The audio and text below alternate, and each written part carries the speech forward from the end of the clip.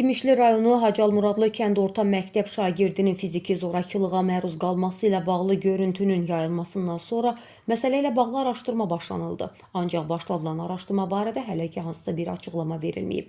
Bir xəbər media Asfakt.com-a isnadən xəbər verir ki, şagirdi döyən Hacı Muradlı kənd orta məktəbinin direktoru Ruslan İbayevi müdafiə edənlərdən biri də Milli Məclisin deputatı Müşfiq Cəfərovdur. Belə ki, deputat Müşfiq Cəfərov Hacı Muradlı kənd orta məktəbinin hərbi müəllimi Anar İbayevin xalası oğludur. Hərbi müəllim Anar İbayev isə direktor Ruslan İbayevin əmisi oğludur. Bildirilir ki, Milmuğan Regional Təhsil İdarəsinin müdiri Bəhruz Nəbilinin bütün gücü ilə şagirdi döyən məktəb direktoru Ruslan İbayevi müdafiə etməsinin arxasında məhz deputat Müşfiq Cəfərov və sektor müdiri Elşad Uğurliyev faktoru dayanır.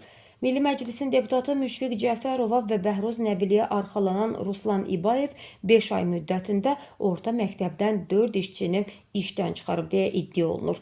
Hətta Ruslan İbayev məktəbin adını daşıdığı şəhid Qoşqar Tarverdiyevin qardaşı Zaur Tarverdiyevi də işdən azad edib. Şəhid qardaşı üzləşdiyi haqsızlıqla bağlı dəfələrlə Ruslan İbayevdən şikayətlər etsə də, sonda direktorun himayədarları qorumağı bacarıblar.